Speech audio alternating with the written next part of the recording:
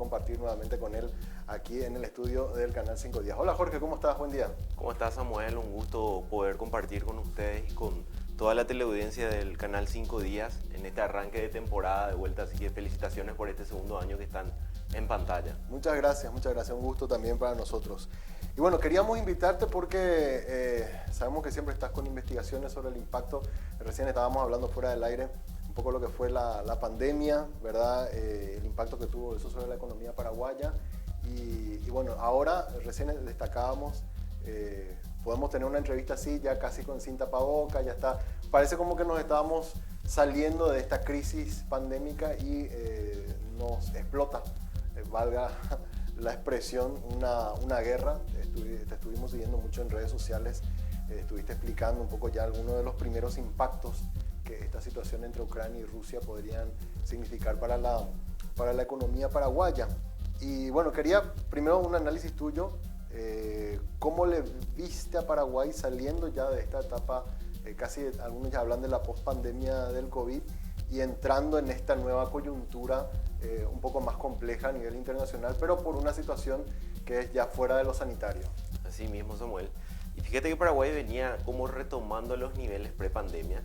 Y cuando hablamos de los niveles pre-pandemia no necesariamente hablamos de una situación óptima, ¿verdad? Sino que volvimos a nuestra realidad. Sí. Volvimos a esos niveles de empleo que teníamos, o sea, la gente volvió a trabajar, pero de vuelta esa situación de informalidad, mucho cuentapropismo, mucha gente que ante la necesidad de contar con un empleo lanza emprendimientos, muchos de estos emprendimientos lastimosamente por subsistencia más que oportunidades de negocio.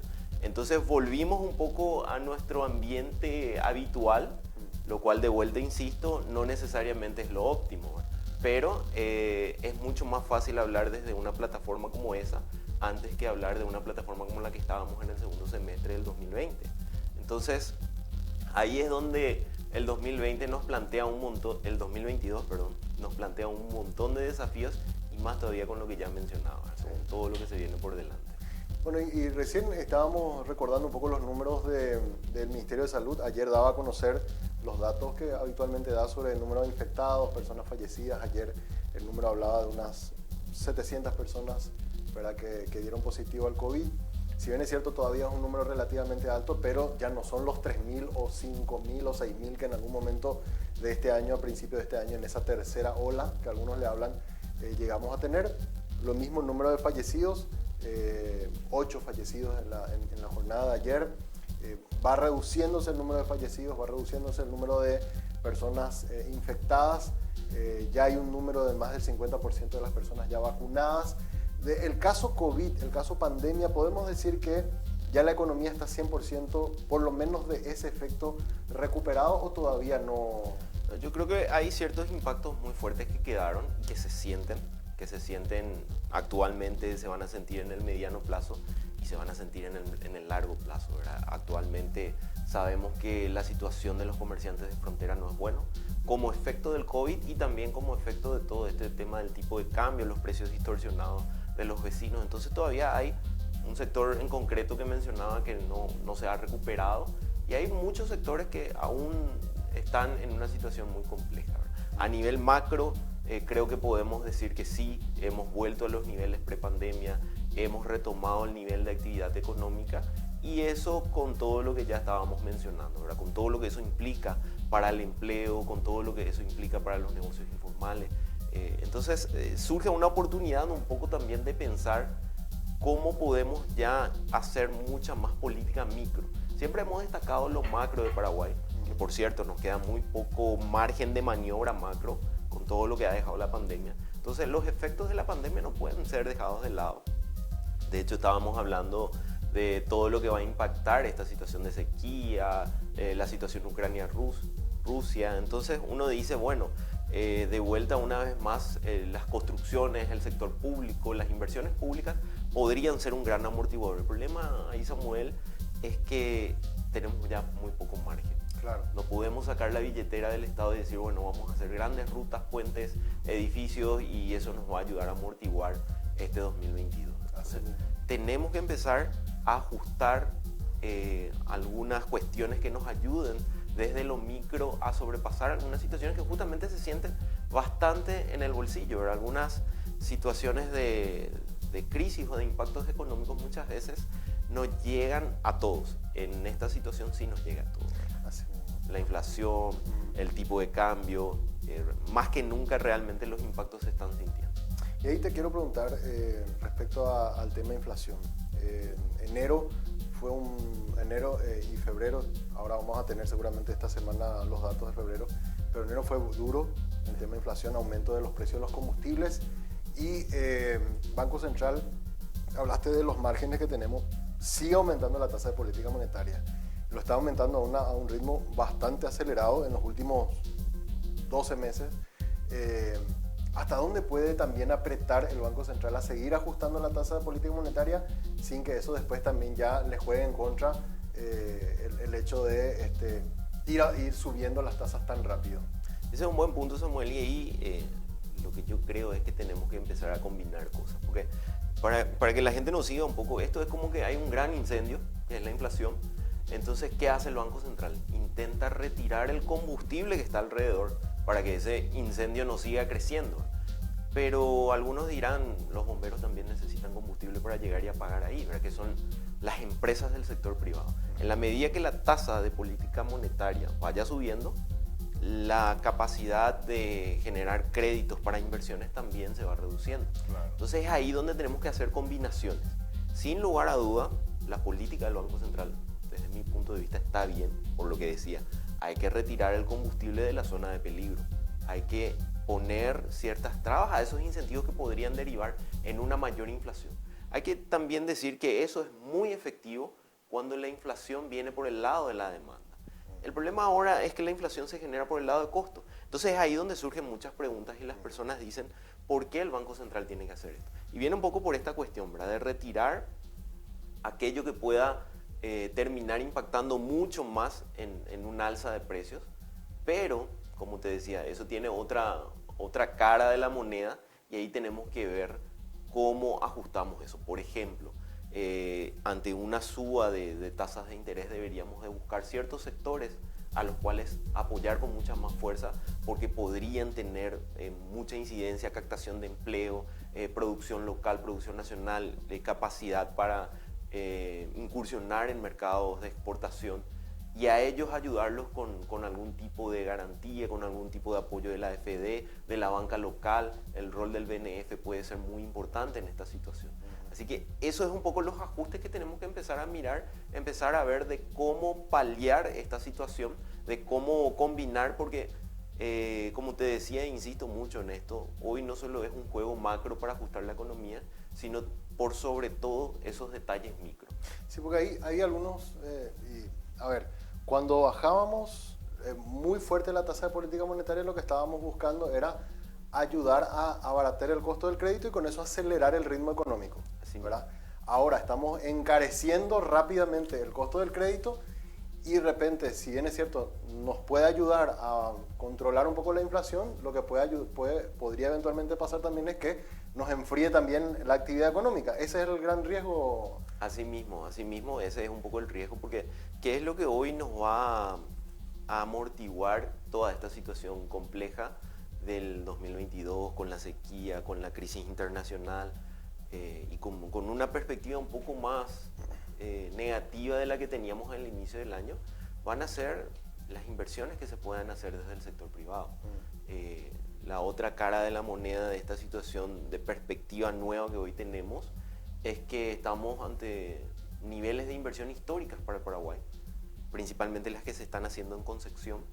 Son niveles de inversión que el sector privado históricamente no lo ha realizado, así que esos van a ser amortiguadores y ahí tenemos que buscar cómo expandir eso, cómo llegar a más. Pero la cuestión ahí es lo que hablábamos, ¿verdad? ¿Cómo hacer eso siendo que estamos encareciendo el crédito? Por eso.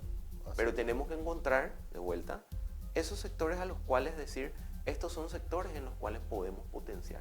Como estrategia país, lo vemos con un potencial, lo vemos con un ideal de que ellos pueden ser los sectores que rápidamente, no en el mediano plazo, sino en el corto plazo, puedan desarrollarse más rápido, puedan captar empleo, puedan generar empleos de calidad, puedan generar empleos formales y eso, por supuesto, empezar a derramar, como dicen, en la economía, ¿verdad? Y ahí es un trabajo un poco más fino, ¿verdad? Porque si nos hacemos las preguntas, ¿qué sectores podrían ser? Totalmente. Quiero también introducirme, Jorge, y le pido también a los chicos de control si nos pueden poner, teníamos imágenes de una cámara en vivo desde Kiev, ¿verdad? Que es la capital de Ucrania, así que cuando tengamos ahí tenemos algunas imágenes de Ucrania. Estas son imágenes de Kiev, de la capital de Ucrania, que nos muestra, bueno, vemos vacías las calles, obviamente, es una zona de guerra, poco movimiento, ¿verdad? De la ciudad. Esto es lo que está pasando en este momento en Ucrania. Es de día, también están con lluvia, por lo menos por lo que vemos en estas imágenes. Y dejando esta imagen así un poco de fondo por un rato, Jorge, ¿qué podemos esperar de lo que esto nos puede llegar a afectar a la economía paraguaya? Sabemos que el sistema SWIFT, que te pediría que expliques después también cómo funciona, Europa y Estados Unidos lo han quitado a Rusia, lo cual entendemos eso los deja fuera de cualquier tipo de transacción internacional, y ahí es donde nosotros comenzamos a mirar, bueno, ¿y qué va a pasar con la soja y con la carne, que son dos productos que nosotros exportamos a Rusia? Así mismo, ¿verdad? El sistema SWIFT es básicamente el código, la codificación internacional que recibe cada banco. Entonces, es como que vos tengas tu RUC y te digan, Samuel, yo te quiero bloquear a vos, y te cortan tu RUC. Entonces, no podés hacer transacciones. Bueno, en el sistema financiero, ese código es el identificador de cada banco en el sistema internacional. Cuando uno quiere hacer una transacción, por eso te piden ese código y te dicen a qué banco vamos a enviar. Y bueno, hoy bloqueado eso, no se pueden hacer transacciones a partir de un sistema financiero con Rusia, ¿verdad? ¿En qué nos afecta esto? Vos decías, el tema de la carne especialmente. Rusia es nuestro comprador principal, el 35%, números más, números menos, del porcentaje de las compras de carne se dan por ese país. Anteriormente incluso era más. Paraguay fue diversificando un poco su mercado, pero 35% no es nada despreciable, ¿verdad? Ahí va gran parte, es el principal comprador del país. Entonces, por supuesto, el impacto es demasiado grande y demasiado importante. Además, por otro lado, Paraguay importa muchos fertilizantes de Rusia, por el lado de la importación, así que en ese sentido se va a sentir, por supuesto, el impacto. Yo creo que ya se está sintiendo, uno escucha en las noticias representantes del sector muy preocupados por los envíos que ya se hicieron y no saber cómo recibir la plata, por lo que estábamos mencionando, por el bloqueo bancario. Y además que, las situaciones de guerra siempre plantean situaciones muy complejas, como los países que generalmente están en esta situación bélica dicen de qué lado estás. Si estás de mi lado, yo te sigo comprando. Si no estás, no. Claro, ahí hay una cuestión política también, ¿verdad? Por supuesto. Entonces, son varias aristas, son varias complicaciones, y ya en un análisis también un poco más grande hay que tener en cuenta lo siguiente. La cosecha, como sabemos, no fue para nada buena. De hecho, algunos hablan de que es la peor de los últimos 30 años. Sí. Paraguay tiene 3 productos de exportación donde ya se suma el 80% más o menos de todas las exportaciones del país, que es la energía, la soja y sus derivados, y la carne. Con la energía un poco complicada por la bajante que tuvimos en el río en el 2021, ¿verdad? Para poner también en perspectiva, la producción que tuvo Itaipú el año pasado fue la más baja desde 1994. En los últimos 30 años no tuvimos ese nivel de producción tan bajo. Sin embargo, daban tranquilidad de que aún con eso teníamos suficiente energía. Bueno, pero eso, por supuesto, impacta en los márgenes de exportación que tenemos, de lo que le vendemos a Brasil y Argentina.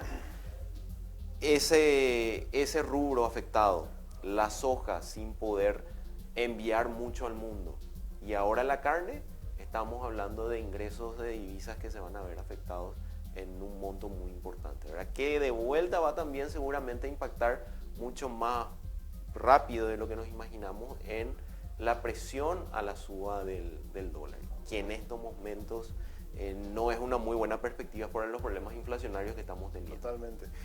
Y ahí te pregunto, Jorge, Rusia no le vamos a poder vender, no sabemos hasta cuándo, ¿verdad? Porque tampoco sabemos hasta cuándo va la guerra, tampoco sabemos cómo van a reaccionar los rusos a la posición política que tomó Paraguay de cuestionar la invasión rusa. Pero hay que ver si por el lado político también ellos nos cierran después las puertas. Pero hacer ese cambio de, bueno, ya no, un volumen importante, hablaste un 35% de todo lo que exportamos en carne y sus derivados van a Rusia. ¿Cómo cambiamos ese volumen enorme, más o menos estamos hablando de 300, 400 millones de dólares, a otros mercados? Eso va a llevar también un tiempo en que nosotros toda esa capacidad de producción que lo estábamos destinando a Rusia, lo podamos diversificar en otros mercados. Eso no es fácil de hacer, ¿verdad?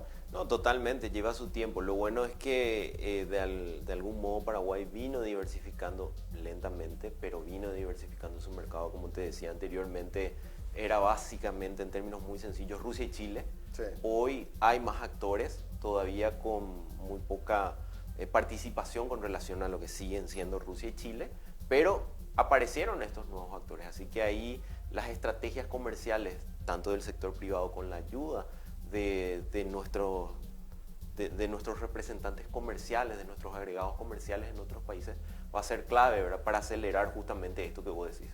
No es fácil de la noche a la mañana agarrar y decir, mira, no vendía ya y te quiero vender a vos. Claro. Por supuesto que lleva su tiempo, pero creo que también es los problemas a veces generan oportunidades y es una gran oportunidad para encontrar esos mercados, así como comenzamos a entrar en el mercado árabe, donde incluso nos pagan más que Rusia. Entonces puede ser también una oportunidad para generar valor, para generar mayores ingresos. Ojalá eso se dé mucho más rápido de lo que uno esperaría. Y hace, creo que como 4 o 5 años venimos esperando que se termine el proceso de aprobación sanitaria por parte del gobierno de Estados Unidos. ¿Crees que este año Estados Unidos podría finalmente terminar de abrirnos la puerta y que pueda ser también una válvula de oxígeno para nosotros, para meter también nuestra carne a su mercado? Sería muy, muy interesante.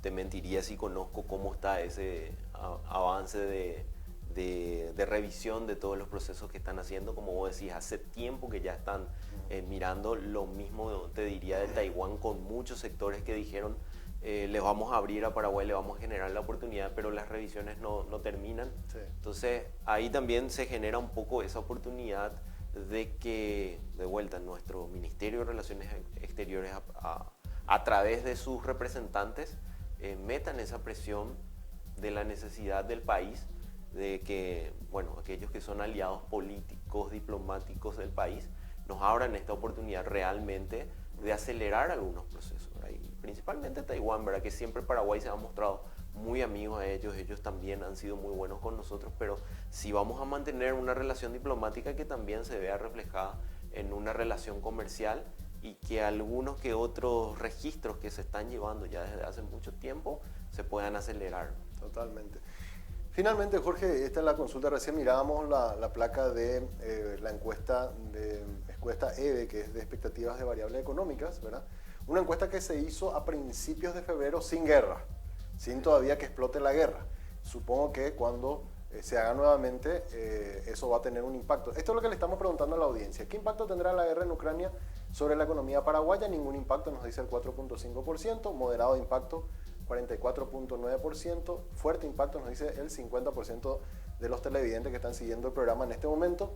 Mi pregunta es, los agentes pronosticaban un crecimiento del 3% de la economía paraguaya este año.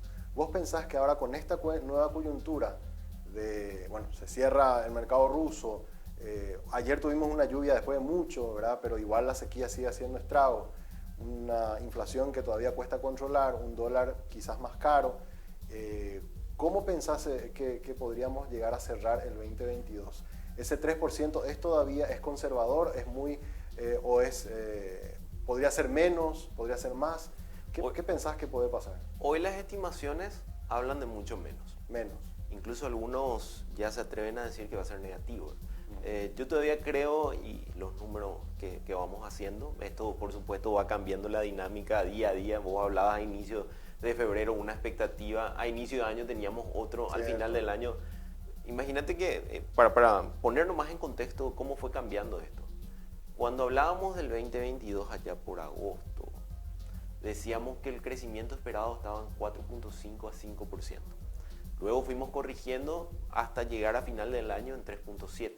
Empezamos el año así, luego comenzó este tema de los impactos que tenía la sequía y ahí radicalmente aquellos que se atrevieron ya a sacar algún número ya lo bajaron a 1.5, otros lo bajaron a 1 y algunos agentes hoy ya están hablando de términos negativos.